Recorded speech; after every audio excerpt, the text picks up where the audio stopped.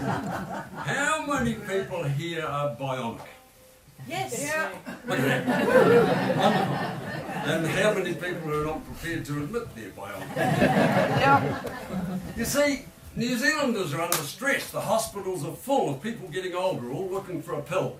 One to make them better and ease away the pain from hips and knees and floppy bits. And make them work again. The problem isn't simple, or so the doctor said, and everybody knows that in the hospital a bed is very hard to come by, so we had to change the way our health was managed and our bits get rearranged. So a move in Parliament was made to speed things up and help the surgeon's workload that was causing such a glut of people lining up for joints and surgery as well.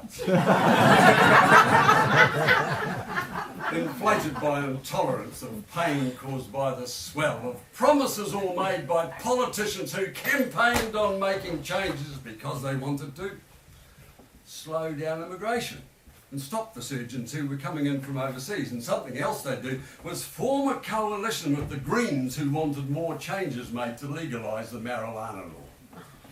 So the Labour Party, to attract a younger vote, investigated legally what constituted smoke. Police were called into the halls of fame to undertake amendment to the laws of what would constitute a vape. And to help the old folks who were booked for spinal fusion, they scheduled realignment to streamline execution of the public hospitals and ways of mass production for hip replacement surgery and pain eradication. So they got an engineer to modify the system where police burnt cannabis post of prosecution, and using ingenuity through systems feeding air, they sent the smoke into the vents the hospitals all shared. The surgeons formed a queue with tools for fixing hips. The patients were lined head to toe to get their needed bits. First row, hip replacements, left legs to go first, right one next, then knee joints, and people with the worst elbows, shoulders, wrists and spines were added to the list. It all looked quite in order, so police fires were then lit. Everything was quiet as the smoke came drifting in. The patients breathed it out. The surgeons breathed it in. A chuckle was beginning to be heard around the room. A surgeon lifted up his saw and peered into the gloom. "Let's take the legs off first," he said, "and put them in a line, then connect the new joints to them. That should save us time." The surgeons started laughing. The patients felt no pain. You could say they were legless, but that would just be lame. Recovery was rapid as the patients came to. The surgeons got them moving, getting them to do simple exercises to help them to recover, but some were having trouble walking into one another. It seems that some had legs on that were not their legs at all. Some were far too short and some were far too tall.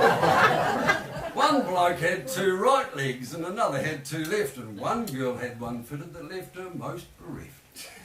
She said her lovely shapely leg had gone all fat and hairy. The bloke that got her old one said it really was quite scary. It wanted to go dancing, cavorting round the town. All his mates just wanted to stroke it up and down. That's right. A farmer in from Southland said his new leg was a beaut, but he said it came from Auckland and would not go in his ute. A migrant from the USA had managed to get fitted with two legs pointing backwards. The surgeons then admitted they thought he would appreciate reversing what he'd done when he voted for a president that made the world so glum. A leg that trained in racing cars was fitted to someone that found that Sunday driving became a lot more fun.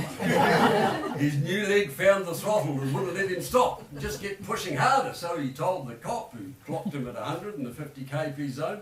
They took away his licence and made him walk back home, but he just walked in circles with no control at all.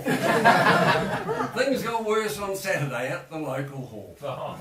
That was where musicians held a country dance, and all the fettered folkies went to try and find romance.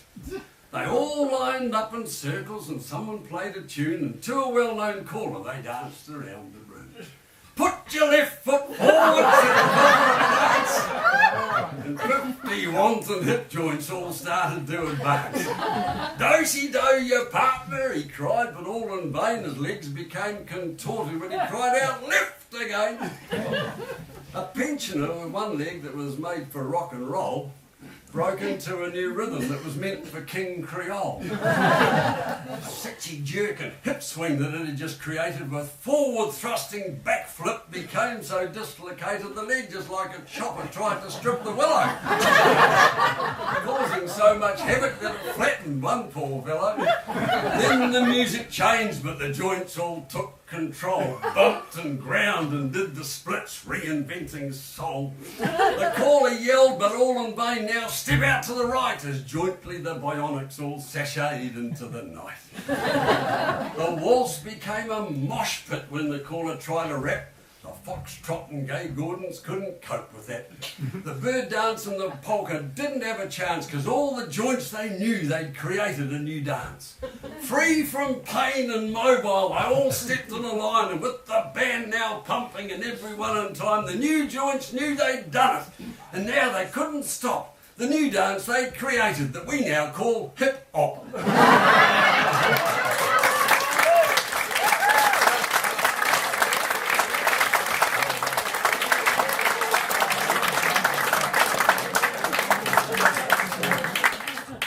I've now booked all of you people to come to our next gig and sit there and laugh and clap as much as you did, because you made my night.